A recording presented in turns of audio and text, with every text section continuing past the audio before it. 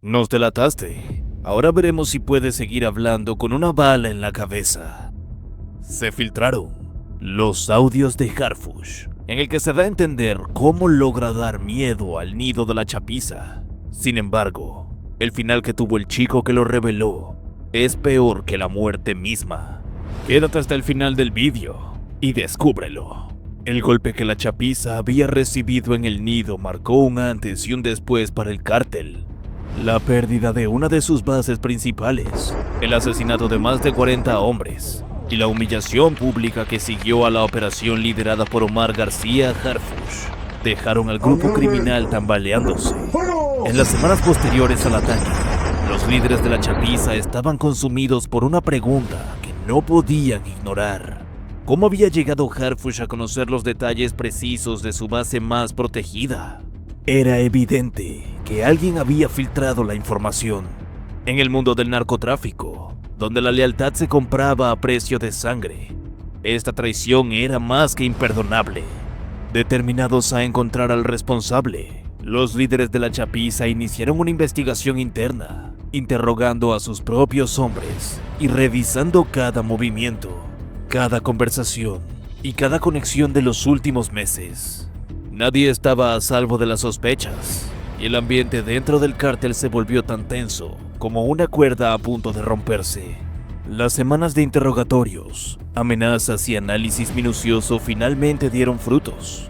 Uno de los capitanes del cártel, conocido como el Flaco, había notado comportamientos extraños en uno de los hombres asignados a la vigilancia de El Nido.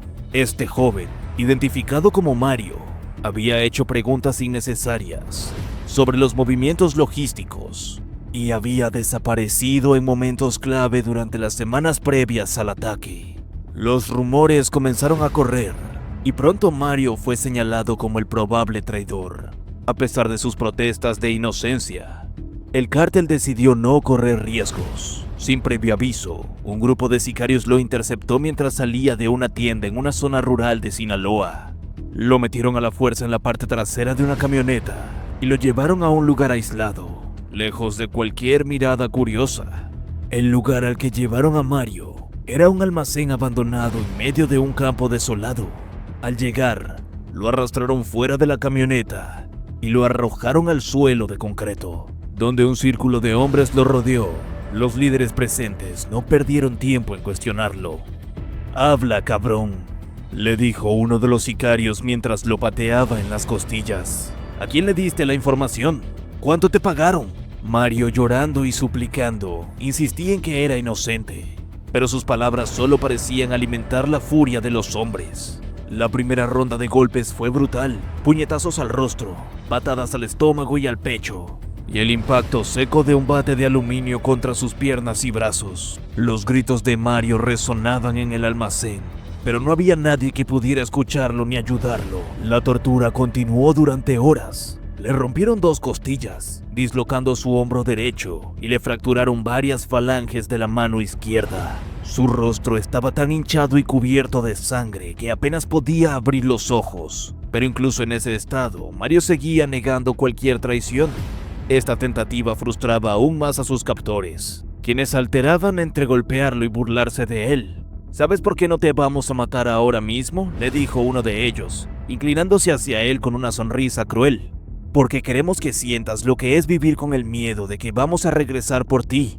Pero antes de eso, tenemos otros planes para ti». Una vez que los sicarios consideraron que Mario estaba lo suficientemente debilitado como para no intentar escapar, lo arrestaron fuera del almacén y lo llevaron a otra ubicación. Una casa aislada en las afueras de un pueblo pequeño. La casa, que servía como una de las propiedades ocultas del cártel, tenía un sótano que usaban para almacenar armas y en ocasiones para encerrar a personas que necesitaban reflexionar sobre sus errores. Lo bajaron al sótano, un espacio oscuro y húmedo con paredes de concreto, desnudo y un olor acre a moho.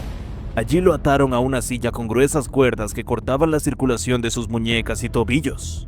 A pesar de sus gritos y súplicas, lo dejaron solo, cerrando la puerta de acero con un estruendo que resonó en la oscuridad. En el silencio opresivo del sótano, Mario comenzó a sentir el verdadero peso de su situación. La oscuridad era casi total, interrumpida solo por un tenue rayo de luz que se filtraba por una rendija en la puerta. El frío se le colaba en los huesos, y las heridas de la paliza ardían con un dolor insoportable.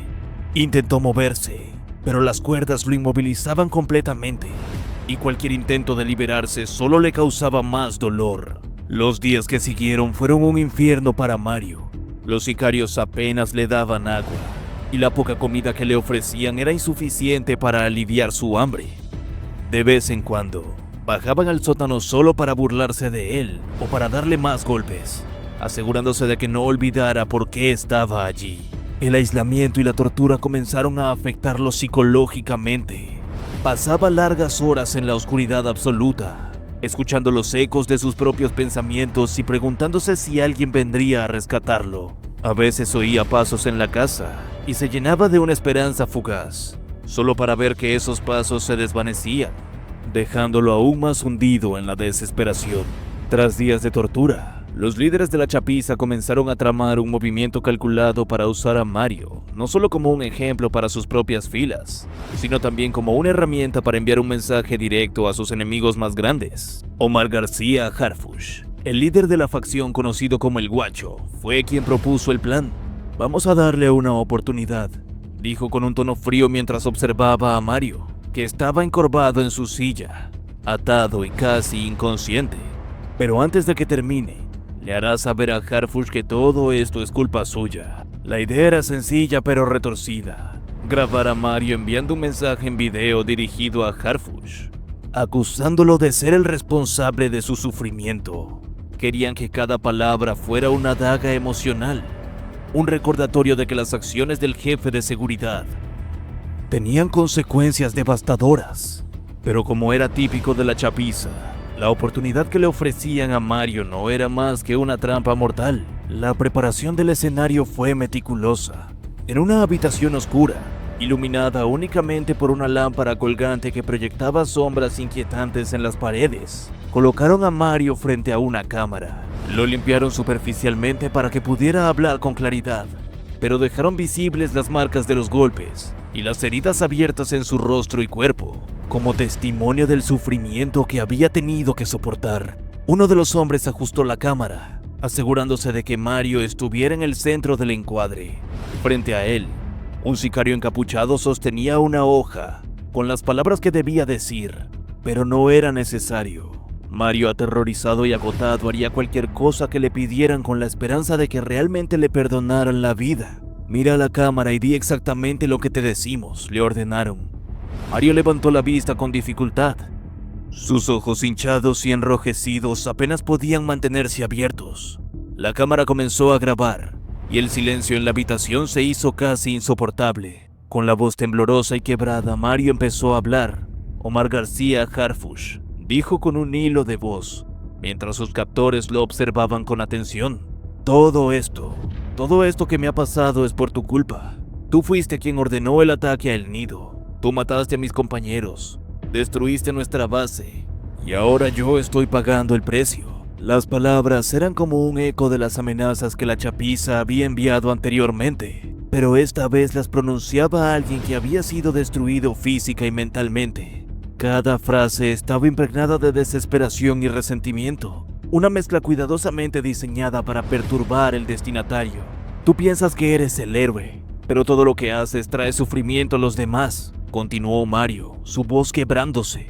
«Si yo estoy aquí, si mi vida está destrozada, es por ti, y te prometo que ellos no se detendrán, no descansarán hasta verte caer». La cámara seguía rodando, capturando cada detalle de su rostro, las lágrimas mezcladas con sangre, los temblores de sus manos atadas y la sombra de la desesperación en sus ojos. Los sicarios, inmóviles y silenciosos, observaban desde las sombras, asegurándose de que Mario siguiera el guión al pie de la letra. Cuando Mario terminó su mensaje, hubo un silencio prolongado en la habitación. El líder, el Guacho, se acercó a él, inclinándose ligeramente para hablarle al oído. «Hiciste lo que te pedimos», le dijo con un tono casi amable. «Eso es bueno. Ahora vamos a cumplir nuestra parte». Mario, agotado y al borde del colapso, intentó interpretar esas palabras como un signo de esperanza. Tal vez realmente lo dejarían vivir. Tal vez esta pesadilla estaba llegando a su fin. Los sicarios se movieron con precisión. Uno de ellos ajustó la cámara para capturar el plano más amplio, mientras otros colocaban una mesa pequeña frente a Mario. En la mesa había una pistola, cargada y lista para disparar. El guacho tomó el arma y la sostuvo en sus manos mientras hablaba directamente a la cámara. Omar García Harfuch dijo mirando firmemente al lente: este hombre está aquí porque tú lo pusiste aquí. Su vida está en tus manos. Pero nosotros decidimos cómo termina. Con un gesto lento y deliberado, el guacho apuntó la pistola a la cabeza de Mario, que comenzó a temblar violentamente. Sus súplicas llenaron el aire. «Por favor, les dije todo lo que querían, por favor, no lo hagan», gritó. Pero sus palabras fueron ignoradas. El disparo resonó como un trueno en la habitación, silenciando instantáneamente los gritos de Mario.